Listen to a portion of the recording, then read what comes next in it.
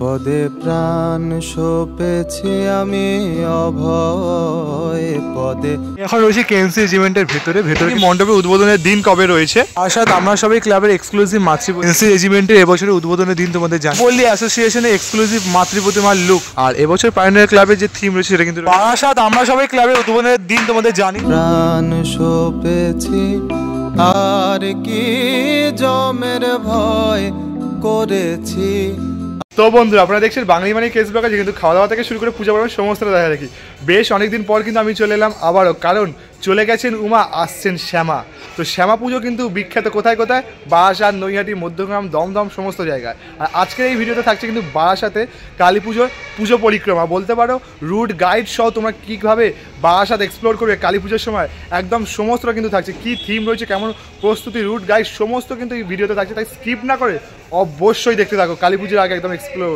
এখন এসে উপস্থিত হয়েছে বারাসাত জংশন। আর বারাসাতে তোমরা জানে অনেক ভালো ভালো কালী পুজো, তোমাদের একটা রুট গাইড দিয়ে দেবো বলেই কিন্তু আজকের ভিডিও, তাই স্কিপ না করে দেখতে থাকো। বারাসাত জংশনে যে 5 নম্বর প্ল্যাটফর্ম দেখতে পাচ্ছ, সেই 5 নম্বর প্ল্যাটফর্ম থেকে কিন্তু এই ওভারব্রিজ হয়ে আমরা এখন বেরোবো রাস্তার দিকে।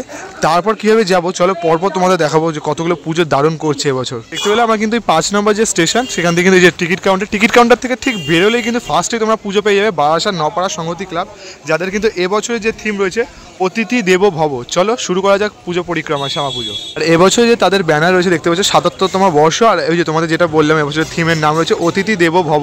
কেমনভাবে সেজে উঠছে চলো তোমাদের দেখাই। আর শুরুর দিকে দেখতে পাচ্ছি কিন্তু এই যে সরু গলিটা, এখান দিয়ে কিন্তু যে পুজোটা সেটা কিন্তু হয়ে থাকে খুব সুন্দর করে, প্রতি বছরই কিন্তু হয়। আর এরপরে কিন্তু পায়োনিয়ার ক্লাবও পড়ে, চলো তোমাদের দেখাবো।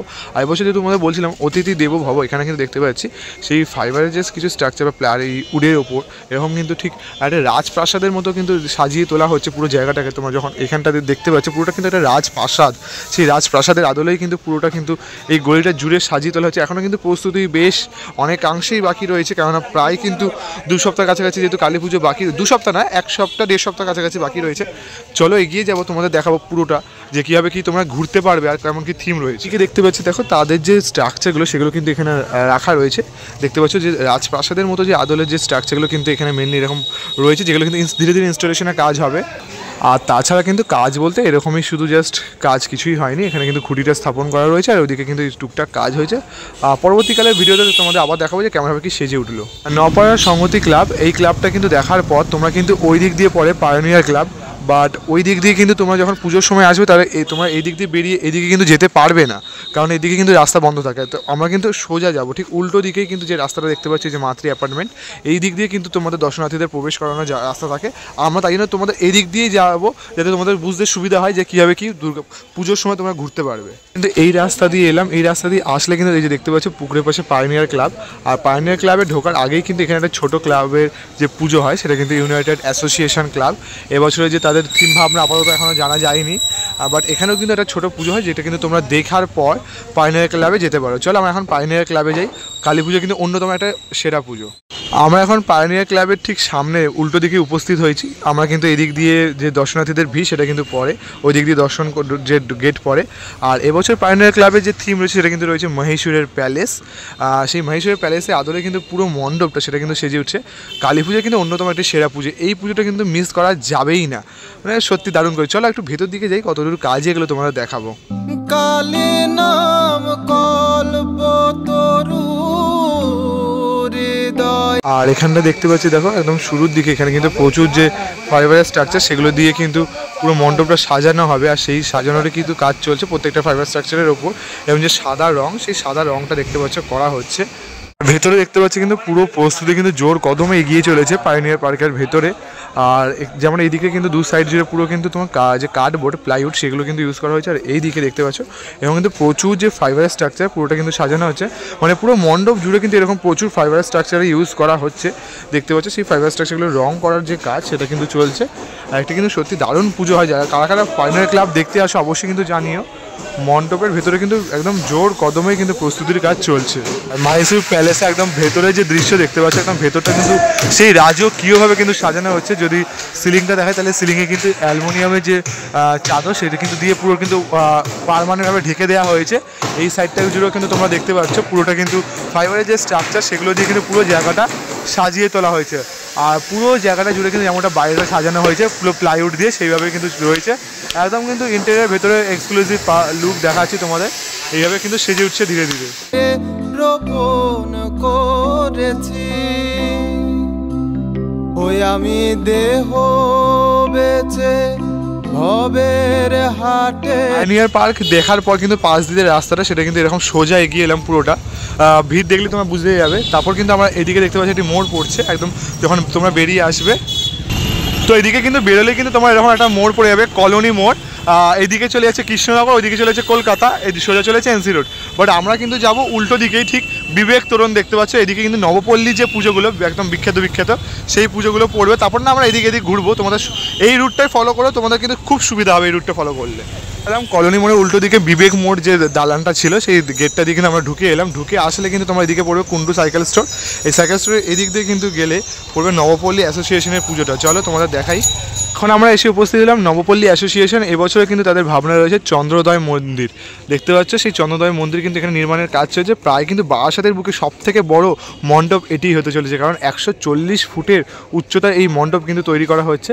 বৃন্দাবনের যে চন্দ্রোদয় মন্দির তার আদলে কিন্তু এবছরের যে থিম সেই চন্দ্রোদয় মন্দির কিন্তু সেটা কিন্তু দেখতে পাচ্ছ তৈরি করা হচ্ছে। পুরোটা কিন্তু এরকম একটা স্কাইয়ের চলছে, মানে কালারটা রয়েছে যেমনটা পুরোটাই রয়েছে।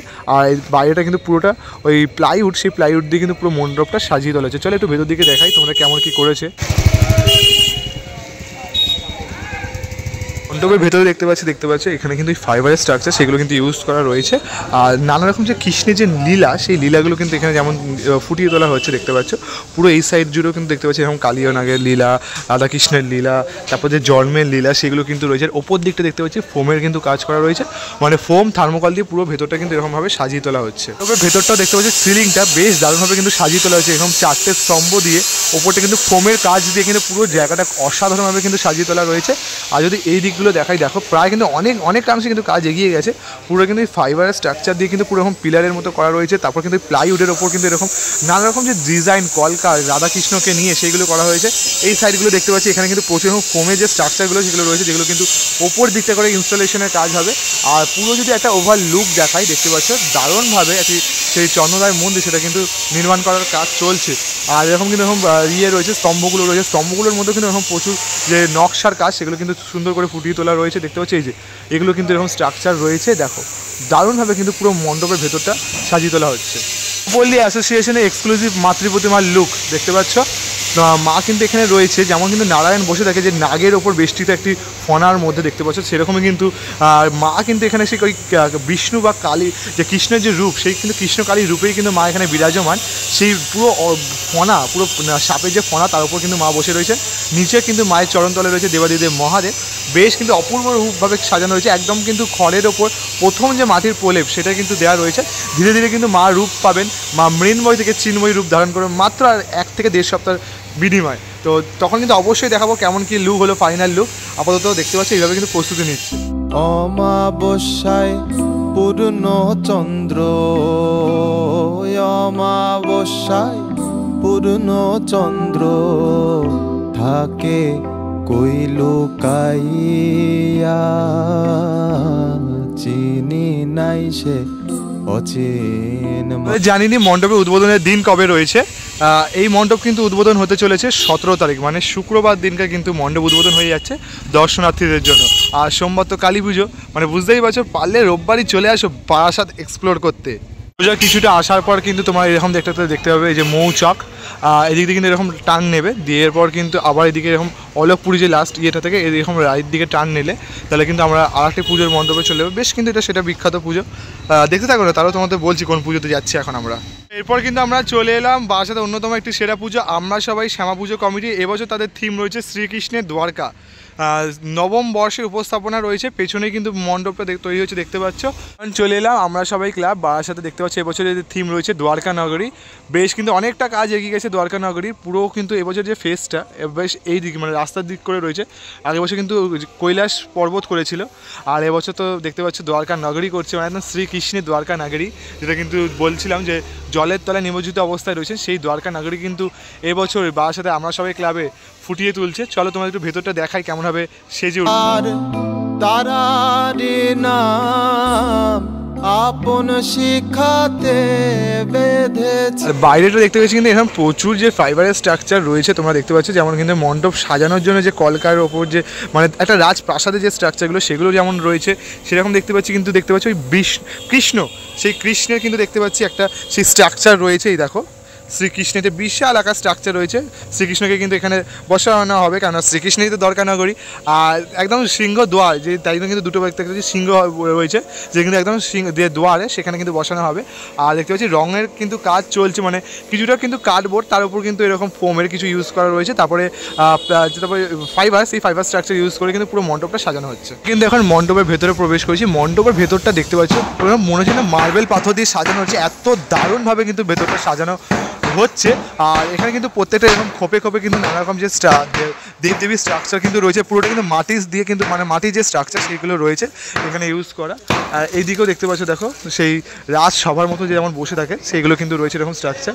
পুরো নগরের যে একটা রাজপ্রাসাদ, সেই শ্রীকৃষ্ণের যে দ্বারকা নগরী, সেই দ্বারকা নগরীকে কিন্তু দারুণভাবে সাজিয়ে তোলা হচ্ছে, পুরোটা কিন্তু সাদা মার্বেল পাথরের উপর ভিত্তি করে, মানে এত সুন্দর লাগছে, দারুণ লাগছে। আর পুরো কিন্তু জোর কদমে কিন্তু কাজ চলছে, ওপরটাও কিন্তু দেখতে পাচ্ছি যে ফাইবার স্ট্রাকচারের কাজ রয়েছে, বেশ কিন্তু দারুণভাবে পুরো মণ্ডপ চত্বরের ভেতরটা সাজানো হচ্ছে। আর সাথে আমরা সবাই ক্লাবের এক্সক্লুসিভ মাতৃ প্রতিমার লুক দেখতে পাচ্ছি, পুরো কিন্তু কৃষ্ণকালী বেশে কিন্তু এখানে মাকে সাজানো হচ্ছে, কেননা দ্বারকা নগরী, দ্বারকা শব্দের অর্থই কিন্তু শ্রীকৃষ্ণের মনের দ্বার, সেই শ্রীকৃষ্ণের রূপে কিন্তু কৃষ্ণ কালী রূপে মাকে সাজানো হচ্ছে। মা কিন্তু দেখতে পাচ্ছি এখানে মায়ের যে দেখতে কোমরটা, কোমর যেমন মা কালীতে থাকে, কোমরে হাত, তারপর কিন্তু মুন্ড মালা দেখতে পাচ্ছ, মানে কিন্তু এইদিকে দেখাই দেখো তোমার মালাটা কিন্তু এরকম অর্ধ পুরো এই সাইডে মুন্ড মালা রয়েছে আর এই সাইডে ফুলের মালা রয়েছে, মানে কৃষ্ণর সাথে কালী সেই দুজনের যে ভেদ, সেই ভেদ কিন্তু মিটিয়ে দিয়ে একসাথে কিন্তু মাকে কিন্তু অপূর্ব সুন্দরভাবে ফুটিয়ে তোলা হচ্ছে। একটি কিন্তু যে রাজ সিংহাসন, সেই দ্বারকা নগরের রাজা সেই শ্রীকৃষ্ণকে কিন্তু রাজ সিংহাসনে বসানো হয়েছে, আর তার সাথে কি মা কালীর রূপটাও কিন্তু বেশ সুন্দর করে ধারণ করানো হবে। দেখতে পাচ্ছি দেখো বেশ অন্য রকমভাবে কিন্তু যে মাতৃ প্রতিমা সেটা কিন্তু খুব সুন্দর করে সাজিয়ে তোলা হচ্ছে, মানে কৃষ্ণ কালী বেশে তোমরা দেখতে পাবে এখানে মাকে।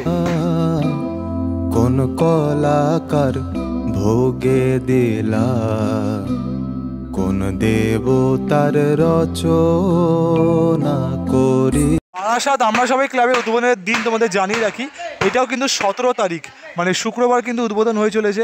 বারাসাত আমরা সবাই ক্লাবের এবছরে যে পুজো মণ্ডপ দর্শনার্থীদের জন্য কিন্তু খুলে যাবে 17 তারিখ, অর্থাৎ শুক্রবার দিয়ে কিন্তু তোমরা কিন্তু মাকে দর্শন করতে পারবে, মণ্ডপ দর্শন করতে পারবে। তাহলে কেন দেরি করছে, কেন চলে আসে অবশ্যই রোববার দিনটা। আর যারা বারাসাতবাসী তারা তো অবশ্যই শুক্রবারই কিন্তু দর্শন করে নিতে পারবে অপূর্ব এই মাতৃ প্রতিমা আর তার সাথে মণ্ডপে।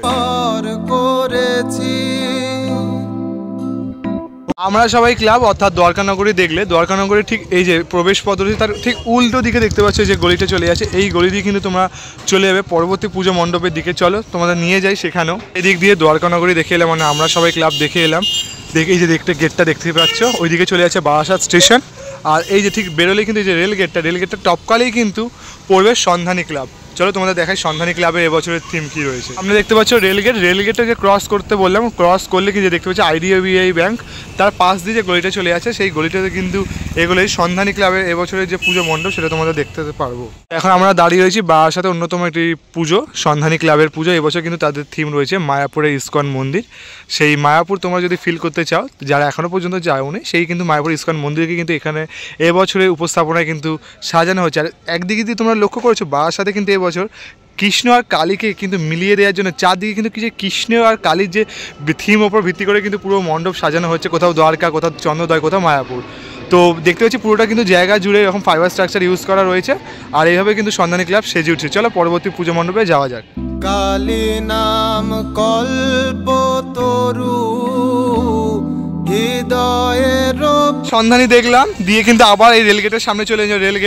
রেলগেটের পাশ দিয়ে দেখতে পাচ্ছি যে সন্ধানী ক্লাবের এই পাশ দিয়ে যে গলিটা চলে আছে সোজা, এই গলি দিয়ে কিন্তু ধীরে ধীরে আমরা এগিয়ে চলবো। আর এগিয়ে যেতে যেতে কিন্তু পরবর্তী একটি অন্যতম সেরা পুজোর দিকে আমরা এগিয়ে যাবো। চলো যাই। এখন আমরা দাঁড়িয়ে রয়েছি বারাসাতে আরেকটা কিন্তু জনপ্রিয় পুজো KNC রেজিমেন্ট, মানে তোমরা তো জানোই বারাসাতে অন্যতম সেরা পুজো। এবছর তাদের 66তম বর্ষ, আর থিম রয়েছে হে ভঙ্গভূমি তুমি অন্তর্যামী। চলো এদিক দিয়ে দেখা যাক কত কি তাদের প্রস্তুতি রয়েছে। এখন আমরা উপস্থিত হলাম KNC রেজিমেন্ট এবছরের যে থিম তোমাদের তো জানাও, হে বঙ্গভূমি তুমি অন্তর্যামী, সেই একটি কিন্তু থিমের উপর ভিত্তি করে একটা সেজে একটা কিন্তু এটা থিম একটা ভাবনার উপর ভিত্তি করে এবছর কেএনসি রেজিমেন্টকে সাজানো হচ্ছে। একদম কিন্তু প্রাথমিক পর্যায়ে কাজই দেখতে পাচ্ছি হয়েছে, একমাত্র এই তাঁবুটা খাটানো রয়েছে আর এদিকে স্ট্রাকচারটা একটা কিন্তু জাস্ট এরকম টাইপের বানানো রয়েছে।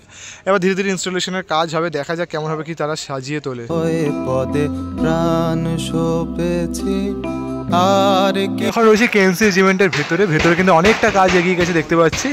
আর এবছর যে তোমাদের বললাম বারবার যে থিম রয়েছে হে বঙ্গভূমি তুমি অন্তর্যামী, এটা কিন্তু বাংলা সেই আমাদের বাংলা ওপরে কিন্তু ভিত্তি করে পুরো যে পূজা মণ্ডপ সেটা কিন্তু সেজে উঠবে।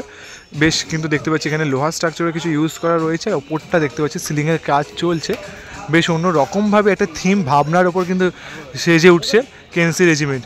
কেএনসি রেজিমেন্টের এবছরের উদ্বোধনের দিন তোমাদের জানিয়ে রাখি, এবছর কিন্তু তাদের 18 তারিখ অর্থাৎ শনিবার দিনকে কিন্তু কেএনসি রেজিমেন্ট উদ্বোধন হতে চলেছে দর্শনার্থীদের উদ্দেশ্যে।